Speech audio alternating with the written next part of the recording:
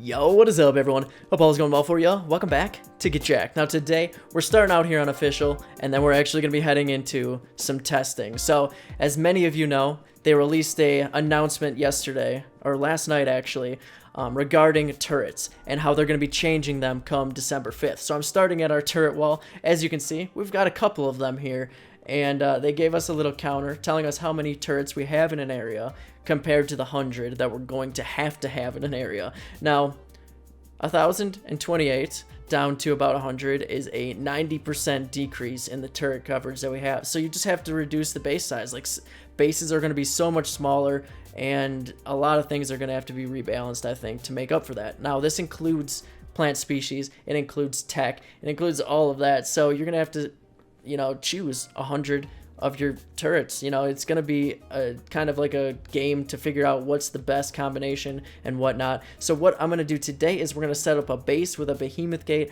put 100 turrets on it, see how easy that is to get into for just a person with a Stego. I just want to test this out and see how easy it's actually going to be now. Alright, so I'm at the green obelisk here, just clearing out all the rocks, all that stuff. I need to get all this out of the way so that I can build a decent base. So what we're going to do is we're going to build, I would say, a medium-sized base, 75 auto turrets, 25 plant species. And now if you want to store dinos, you're obviously going to need a behemoth gate. So what I want to do is basically make the biggest base that you can. Something with a behemoth gate is going to be the largest base. You're not going to be able to cover much of it, with only 100 turrets. I mean, you're talking that's included in turret towers you have in the area, which is not much at all.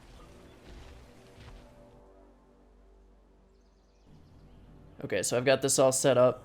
Now, if you wanted a behemoth gate on your base, this would pretty much be the bare minimum size. I mean, you could bring it in a little bit more from the back, but this is about the size that you're going to have a base, This is 75 turrets, and I do have 8 interiors, because you would have interiors, obviously, and 25 plant species. So this is also assuming you have no turret towers or anything like that. So you can't have even turret towers within this area. Now, this is not a hard thing to get into, even with one Stego. I've got 400 ammo in each of the turrets, so they are increasing the capacity of turrets. So they can hold more, but somebody can still come and drain them over time pretty easily. Okay. Just wanted some water. Alright, so got the Stego. This is not an imprinted Stego. It is what you would see pretty much normal health. I'm going to go in this first time a little bit straight. As you can see, I'm getting hit by the turrets because they're on player only. But once you get the angle correct, you're able to completely negate that. So what we want to do is I want to see how long it takes for this one Stego, 35k HP, no, right around 35k HP, and a Mastercraft saddle. So it's not even the best. Like, it could be imprinted, it could have a better saddle. Like, this is a pretty average Stego for what you would see. So all you really need is enough cakes to hold it out. This Stego is not going to take that much damage while getting hit in the fins. So as you can see, not taking much at all. If you don't have 100 turrets on one side, you can't even take out a Stego faster than the cakes can heal.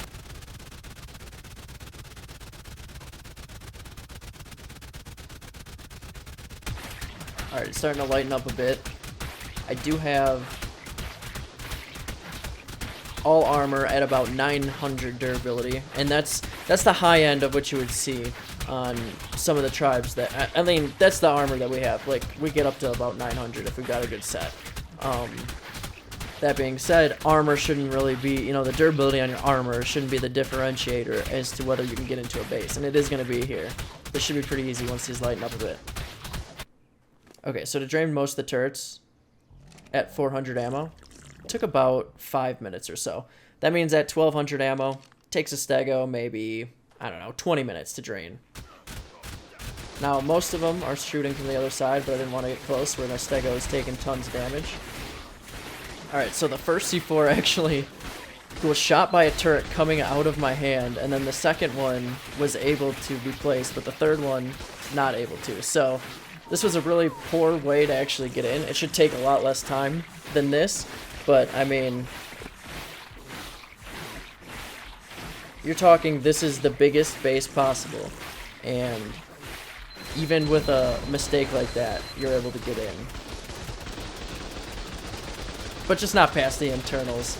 Alright, maybe I set up the internals a little bit too well, because if you had a base like this, you'd probably have dinos and stuff blocking those, not all 8 internals just firing upon you. So even with the like struggle to get in at the beginning there, it still wasn't that hard to actually get into the base. So about 5 minutes of draining, if every turret has about 400 ammo, a couple good sets of flak, and the normal, you know, breaching stuff, and you can get into the biggest bases that you can build with this, basically. And that's just weird. Like, you can't make a base bigger than that, turret wise.